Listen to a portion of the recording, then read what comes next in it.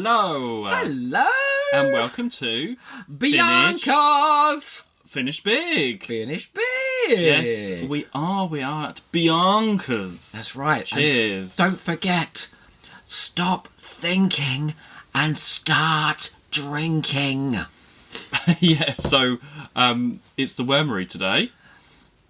Yes. But before we say, we should just explain that we are listening our way through all of Big Finish. All of Big Finish. All the many different ranges that come up, like The 2000 many AD, different ranges. Earth Search, Blake 7 when we get to it. We haven't done that yet. What else? I don't know. What Doctor I'd also Who. like to say is, this is not our usual attire. We have, in No. fact, dressed up for Bianca's today. We're at the cabaret tonight. Actually, before we even start, can I just tell the listeners a little story? Because just 2 days ago, we went to London to a sophisticated Art Deco jazz bar called the Two Cocks. Something like that. The Two Fighting cocks. Cocks. Fight. Something about And cocks. we saw Miss Lorna Luft do her cabaret. And she came in through the door, honest to God, to huge acclaim and applause. And she sang, what did she sing? That's why the lady is a scamp. Oh my God. It was basically like visiting Bianca's. It was exactly like that. And so we were like, oh my God, this is Wormery the experience. This is how we should have been dressed up. Yeah, For that. Unfortunately, but we we were weren't. just wearing t-shirts that day. So we thought we'd make the effort for you today. Yeah. Well, shall I just go into the details of today's story? So The Wormery was released in November 2003, starring Colin Baker as the Doctor and Katie Manning as Iris Wildthyme. Oh, yes. This story also features Paul Clayton, Maria McErlin and Jane McFarlane. Don't get them mixed up. Isn't Paul Clayton Paul that fella Clayton from Torchwood? Would later become, Mr. Torchwood Winchester. the Next Generation, Mr. Colchester, yes. Mr. Winchester, sorry. So this was written by our fave, Stephen Cole and Paul Mars. Oh my God. Two greater writers coming together I cannot name. And this was directed by Gary Russell. With a fabulous director as well. And I think the results speak for themselves. Well, where do you even want to start with It's this just one? so much fun, isn't it? It's just the tone of this story. I mean, it's very in keeping with Paul Mars, isn't it? It's that kind of world that he likes to conjure up. I think you've got the best of both worlds here.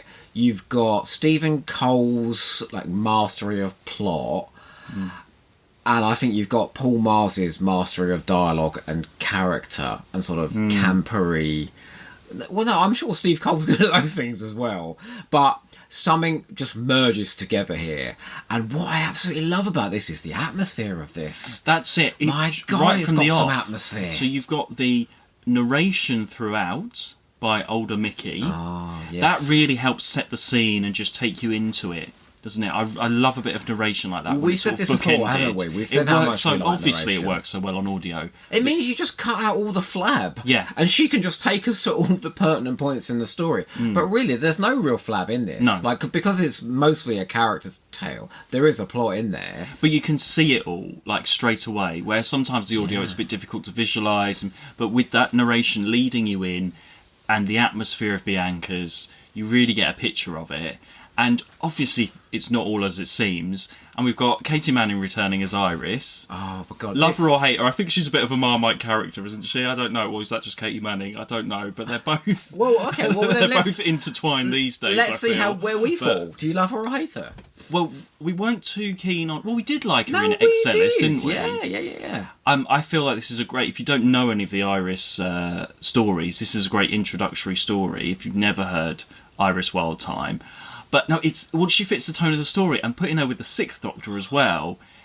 That clash of personalities. Weirdly it's enough, absolutely perfect. It works so much better with Colin It wasn't as Baker. sparkling with Davison, was it? No, well that's the thing. But No, it wasn't. It was, Manning and Colin Baker This is working it. together. they just really work together. And That's can it. I say the entrance that she gets? Because the Doctor goes, "Well, how many did you get?" And she goes, "Like her over there." And then the piano's going dun dun dun dun dun dun dun dun. She's going, "Oh, thank you very much, boys." And these sort of German soldiers are carrying her in, Oh, it's perfect. wonderful. He goes, "Iris Wildthyme, I want a word with you." "Well, excuse me," she goes. It's so quotable as well, isn't it? Oh my God, every line is practically a gem. I mean, we'll get there. I've written down so many lines. But And and then obviously it's not a club in Berlin, it's this outer space thing, and there's more to it going on, but it's slowly unraveling, and this 4-part story, it just has the time to unravel, and you have, discovery after discovery. You're not sure what's going on throughout, but that first episode, it's a lot of just the interplay with the Doctor and Iris, and it's just got enough time to breathe, and it's so entertaining throughout. You're not bored throughout, are you? So many talking points, Sarah. I don't even know where to start. Well, the best thing about this, I think, is the bar itself and the ambience of it. But not just the fact that it's a jazz bar, and that means you can actually play genuine fucking music in this thing. The music so throughout. So you've got a brilliant. piano score going throughout this, which just plays my emotions. Is that Steve Cole? Steve doing Cole. the music? Wow. I never knew Steve Cole could do the music. Steve Cole and Jason Laborick, who played Heinrich. Oh, okay. We love Steve Cole. There's a picture of him. There's a picture in the booklet of. I'm sure you put a picture in. It's Jason Laborick on the piano with the woman who plays Bianca and Katie Mallon singing their heads off. I want to. Oh my God! It's the spirit of Bianca. I think that the setting.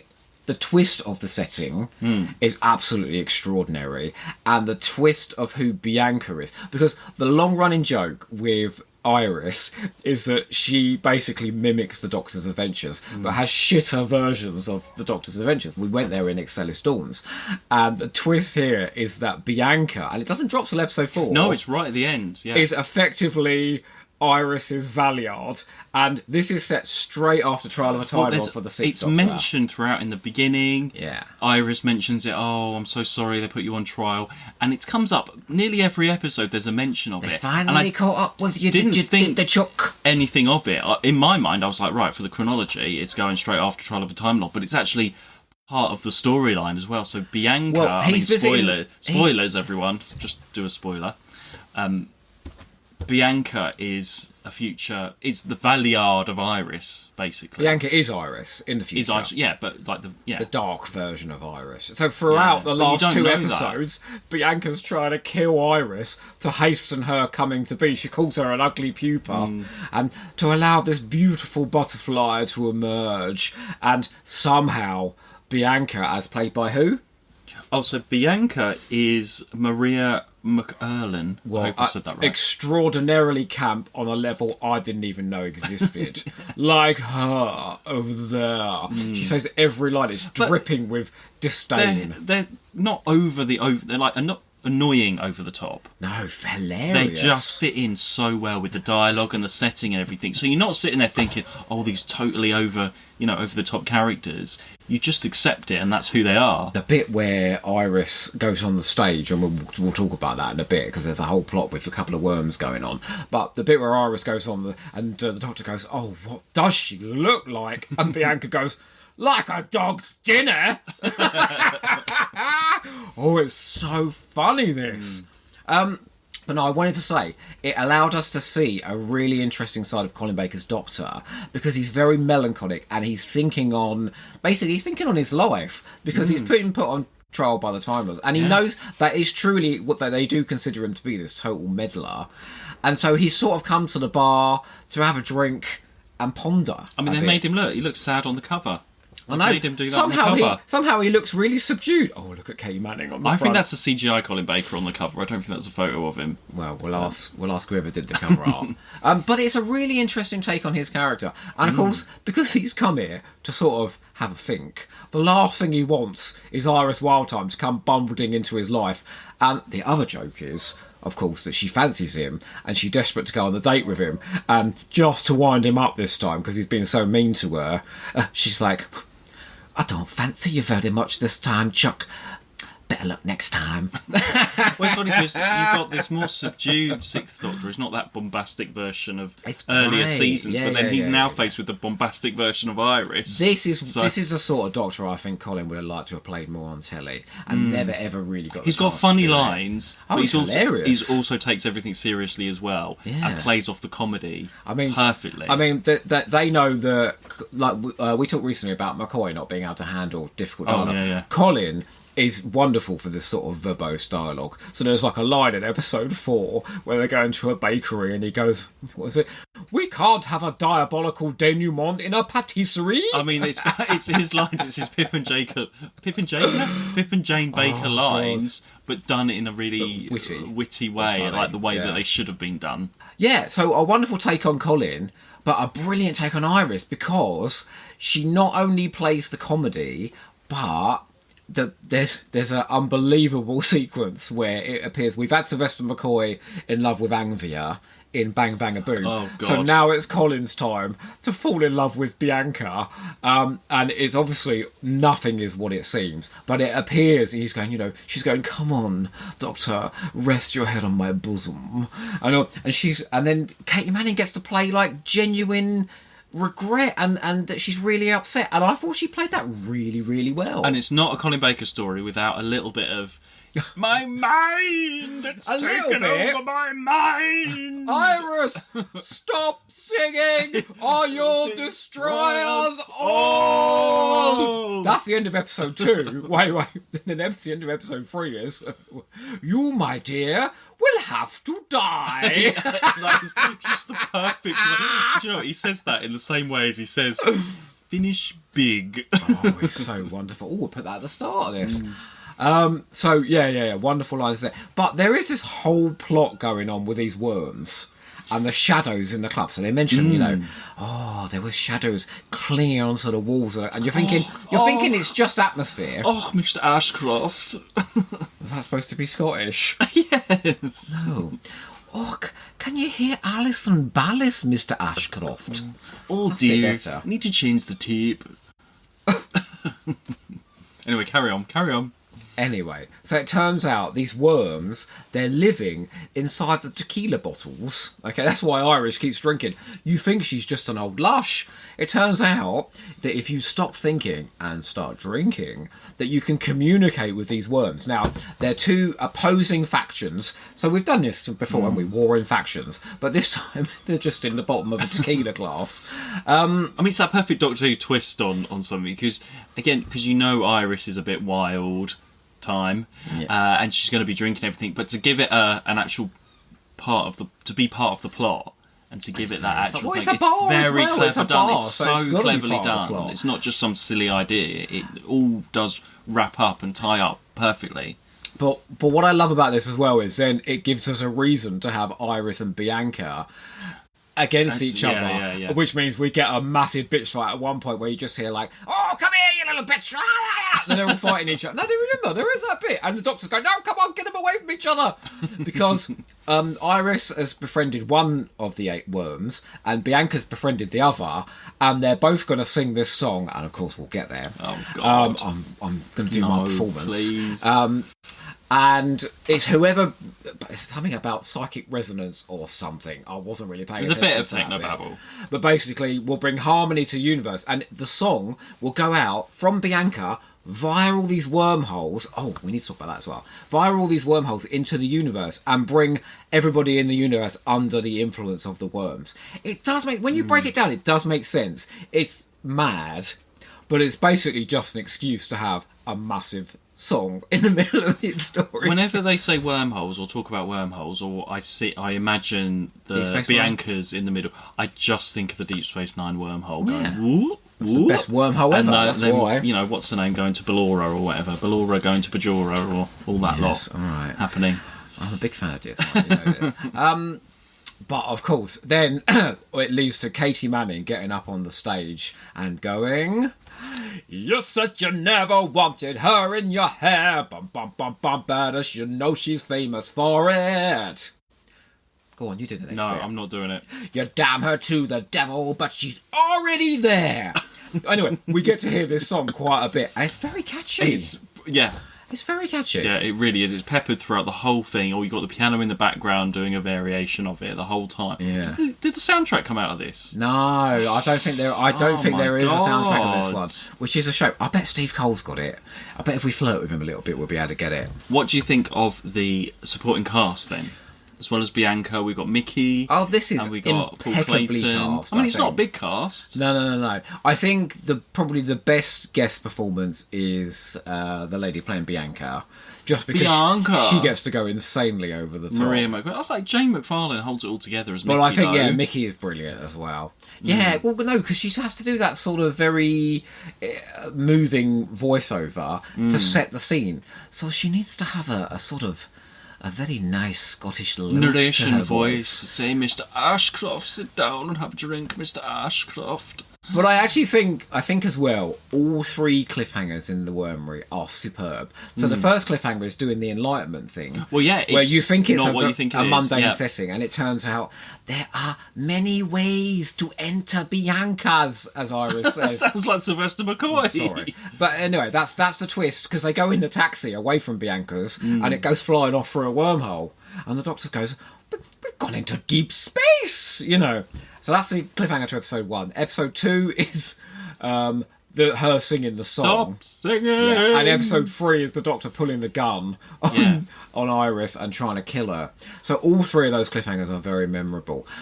My only real complaint is I don't know if this could have been like 3 episodes.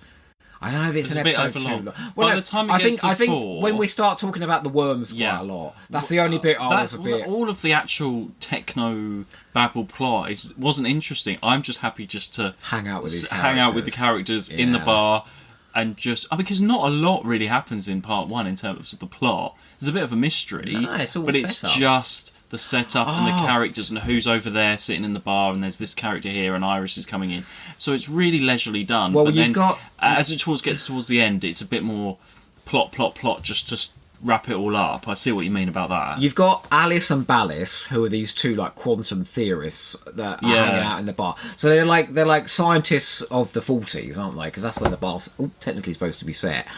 And they're gay, and so Mickey's talking about them holding hands under the table and how they have to be so discreet. I mean, there's a great joke later on where she goes, what is it? Ballis and Sturmer have gone into the washroom, and Bianca goes, well, at least they're being discreet, which made me chuckle. So there's a couple of nice jokes about that, but just it goes to show that sort of you had to be discreet at the time. I like that. And then you've got the Nazi character Sturmer, yes, who basically comes in threatening everybody all the time, but actually goes to show as well that because it's supposed to be set in Germany, isn't it? Berlin, yeah, during the war. Well, yeah, like Cabaret. So it's a bit like Hello Hello when all the Germans come into the cafe, basically throw their weight around. It was not a very nice time. It was quite intimidating. So I liked all of that. So I think it set the scene of the 40s well, while still managing to be a science fiction setting. But you could never really do this on TV. It works perfectly as an audio drama. I can't see this on television. 45-minute you could. Or telling the story back. And obviously there's the little tiny bit at the end of that older Bianca has been telling all of this to the 7th Doctor, because you don't know who Mr. Ashcroft is. She's sitting down... telling the it just seems like she's talking to someone, and he never ever answers her back for 4 episodes until the final line.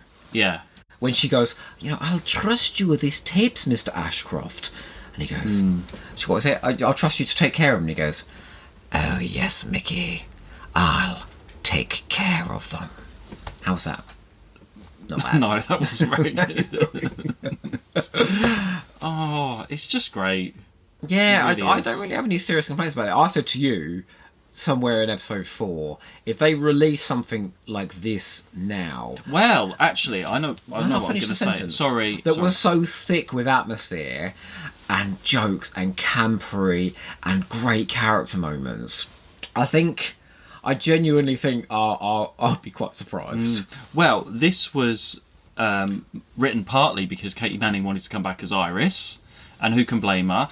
I mean, I don't think Katie Manning is particularly fond of playing Jo Grant anymore, and I think she would. Well, I think she enjoys. Her voice is age. She has to take it up to that sort of squeaky voice. Actors, I think they want to get their teeth into another role, and Iris is perfect for her to do that. Don't you think also, Katie Manning and Iris, that's the perfect pairing? Well, I just can't imagine they've sort of blurred into the same person these days. Well, yeah. But it says here in the notes in the book, Big Finish helpfully provided the writers with very little in the way of concepts or story requirements, saying that they just wanted something that could only be done with Iris rather than any of the Doctor's more traditional travelling companions. which says a lot. Don't give writers a shopping list of things they need to put in. If you just say, we want a story with Iris, off you go, you get something brilliant like this. Whereas nowadays, you're being like, we want this monster, we want this person, we want this recurring. And this is what happens when you don't give a shopping list. You get something good. Well, you get a story that the writers want to tell. Then they want to write. But listen to this, right? Because this is the author's note on this. And it just goes to show that even if they had given them a shopping list, they still would have written the Wormery. Because we had wanted to write something together for a long time, and we both decided we had to wait for a project to come along that had real integrity. A project that had something to say about the condition of man and the nature of the universe, that would transcend its genre roots and its limitations to become timeless and profound. Then we thought, stuff that, and started making up all this stuff about tequila worms who wanted to take over the multiverse, who operate a 1930s cabaret and get everyone dead drunk. And I think, so from what I understand, because I did an interview with Paul Mars recently for Hamster, and he said that when he met Steve Cole, because Steve Cole was the editor of the books when Paul did The Scarlet Empress, they just clicked. So they socialised a lot. He told us about they used to stay up till the dead of morning watching old genre TV. Wouldn't you just love to be hanging out with Steve Cole and Paul Mars? Absolutely, yeah. You could watch loads of Blake Seven and then give them both a blowy. Oh, it'd be amazing. Anyway, Steve Cole's taint. What? Steve Cole is taint. That's enough of your fantasies. We passed the baton back and forth, taking the story forward a little at the time, each waiting to see what the other would come up with before pressing on. And the beautiful cast did much the same, so there was cast input in this. You can tell. And you can tell they're loving doing it. Listening to each other, laughing with each other. It was a bit like being down the pub with your mates, complete with a ramshackle sing-along when the script demanded it. And why not? It's 40 years since all this madness started, and the Wormery is a boozy celebration. Well, it is, yeah. And you know what? We haven't got as much to say about it because you don't have your Bible inside story. I've got a ton of quotes here. I was going to say, what's the goss? If you will what is indulge the gossip, me. please? No, I just want to do loads of quotes, basically. Okay. Like, there's a wonderful bit where Iris goes, "You'll see what's what and what's not and what not." I don't think I've got that down right. Cut that bit out. There's a wonderful bit where the doctor goes to her, "I'd like to propose," and she goes, "Ooh!" You looked at me scared then. I thought I wasn't going to propose, don't worry. When they find out Bianca's bar is a TARDIS, the doctor goes, "I could have caused a time ram." That's a time monster reference. Yes, it is, yeah. How wonderful. What other quotes have I got here? Hang on a minute. "Rest your head on my bosom" is something that Katie Manning got to say. There's a wonderful line about Iris where she goes, "I'm serious about what I do, just not how I do it." And that kind of summarises Iris perfectly. What really impressed me about Katie Manning was not so much the meltdown that she has in the taxi when she finds out that Bianca is it's when she confronts Bianca at the end of the story and her voice comes right down and she goes, "Yes, I know who you are." And they have a proper conversation. All right, then they start singing cabaret again. But until that point, it gives Katie Manning a chance to actually be a bit subtle in the role. Absolute classic, this one, I think. And I think people appreciate it. It's talked about as a good one, isn't it? Well, you know Ken Moss, who does my... he was going to be on this originally. Unfortunately, we couldn't schedule the dates properly. Who does my book club readings. He calls this his breakup audio. He broke up with somebody, and then this came out, and it's almost perfect for that, isn't it? In a bar, getting drunk, thinking about the mistakes you'd made in the past. I just think it's brilliantly entertaining. It's got a great science fiction story. It says wonderful things about Colin Baker's Doctor and gives him acting opportunities. It's something different to do with the Sixth Doctor. And it's a great Iris story. Because of the reveal of who Bianca is, suddenly this has real stakes at the end. I mean, the bit in the taxi. There's a bit in the taxi where she's trying to drive the taxi into a wall. You got the Doctor and Iris in the back of the cabin. He can't get the door open. He's like, she's trying to kill us, Iris. She wants you to regenerate into her now. And he goes, yeah, give me one of your earrings. And she just goes, dressing up. Even in the moments that are really tense, there are great gags. Because we've had Iris in the books quite a little bit in leading up to this. Yeah. We've only had her in Excelis Dawns. And I think this really cements Katie Manning and Iris. Do you not think on the back of Excelis Dawns, I wouldn't have seen that there were legs to an potential Iris series. to go onto a series after this. This must have been what greenlit a solo Iris it's not story. long after this, is it? It's a little while coming, but yeah, it's not too far off. I mean, this Iris's own series is the next step for Katie Manning playing. I don't think we get Iris in the main range for a long time. Well, I've got a question for you. Yep. Well, Paul Mars has written 2 stories prior to this, Stones of Venice and Excelis Dawns, and Steve Cole has written 2 stories prior to this, The Apocalypse Element and Land of the Dead. Is this the best out of all of them? The best that the 2 of them have written to this point. I mean, you love the Stones of Venice. I love the Stones of Venice, but I think I like this a bit more. I like this way more than Stones of Venice. Yeah, no, absolutely. Out of those 4, this one is my favourite. Well, then I've got another question for you. In fact, 2. Oh, okay. Well, do you think Colin is still on the best run? Oh, so far? Absolutely. Because we've just had this Pirates, work. Davros, and then this. This wouldn't work with a different Doctor. I mean, imagine with the 7th Doctor, it would be too out there, wouldn't it? Bianca! How would he play that line at the end of episode 2? Well, Stop singing! Or destroy us all! No. Imagine him doing the end of episode 3. No. And now you, my dear, will have Do you to know what? die. It could work with a Tom Baker. Yeah, As a Tom Baker story. Boozy, Imagine this is a Tom Baker one. But no, it's great for doing something else with Colin because he's doing his Evelyn stuff at the moment in the main range, and yeah, it just shows what a great actor Colin Baker is and how he can do comedy and the lightness as well. But we already know he can do comedy because of the One Doctor. I know. This shows that he can do melancholy, which I think is more interesting, frankly. Just the way he plays doesn't some get of to the do this lines. sort of thoughtful playing very often. So, no, wonderful. Just wonderful.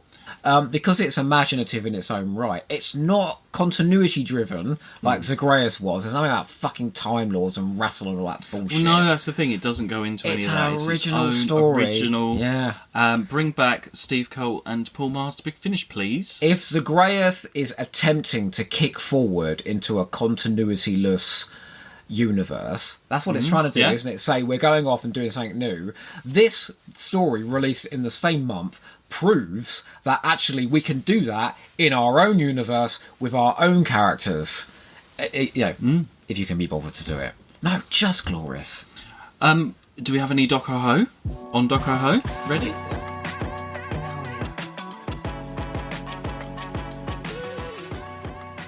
With Paul Mars's gift for English and poetic language, and Steve Cole's command of plotting and dialogue, this is a classy marriage of minds and peerless script.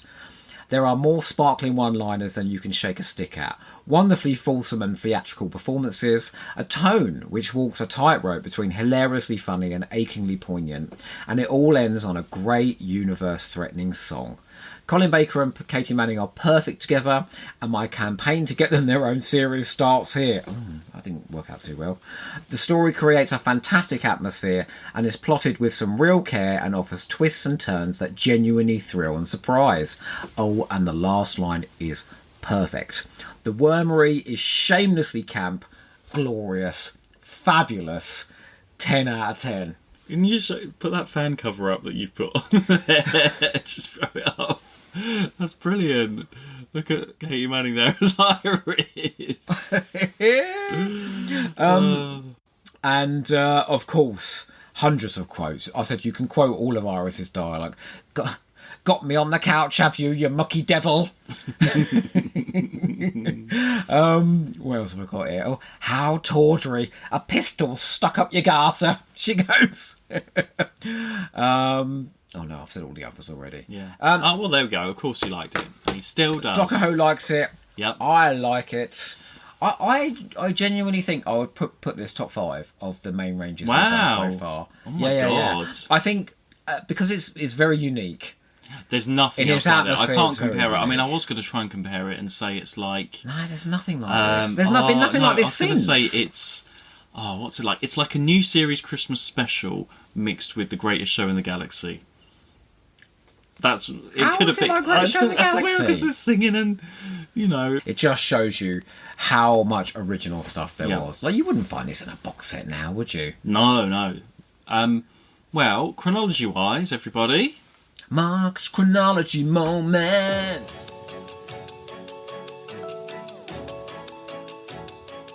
Well, we've sort of already said it because I was making note of all those Trial of a Time Lord hints in this story. So it's going obviously directly after Trial of a Time Lord. He's obviously gone and left Mel off screen, dumped her off, taken her back to where she came Imagine from. Mel in this. Actually, Bonnie could get up. Oh my couldn't God, she? she'd be You're like, such another wanted her in Mel, your hair. stop singing! I know she's famous for it. Imagine Bonnie and Katie together. God. Gold. So yeah, it's going there, and then the other side would be the Marion conspiracy. So Oh the my Sixth Lord God. Ronnie's own meeting Evelyn there. So Trial it's of a wedged Time at the Lord. moment. It's wedged in between those What are you saying? two. Trial of a Time Lord, the Wormery, the Marion conspiracy. At the moment, yeah. I mean, we've got other ones, haven't we? Colin, no wonder we love you so much. You're getting all this fabulous material from Big Finish. Yeah.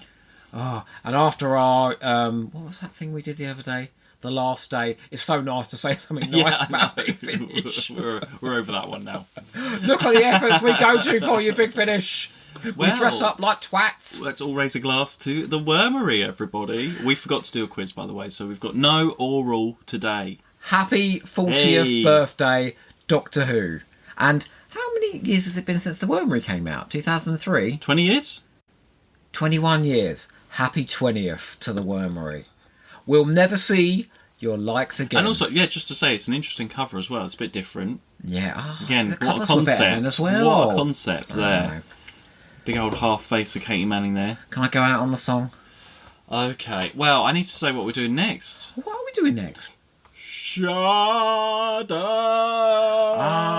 Oh, yes. With Paul McGann. With Paul McGann, though. Yes. And Lana The Wards. BBC I, Big Finish collaboration. One of the many with Sharders. Paul McGann. Yeah, not the official Sharder anymore. No. But It was at the it's time. fun. It was It's at fun. the time, so we're going to go and do And that. then are we back to the main range? And, well, no, I'll tell you later. You have to tune into Sharder to find out where we're going next. Well, I'll try and dress up as Paul McGann next. Actually, I kind of am, aren't I? Sorry. And don't forget To finish big. Take it away. You said you never wanted her in your hair, but as you know, she's famous for it.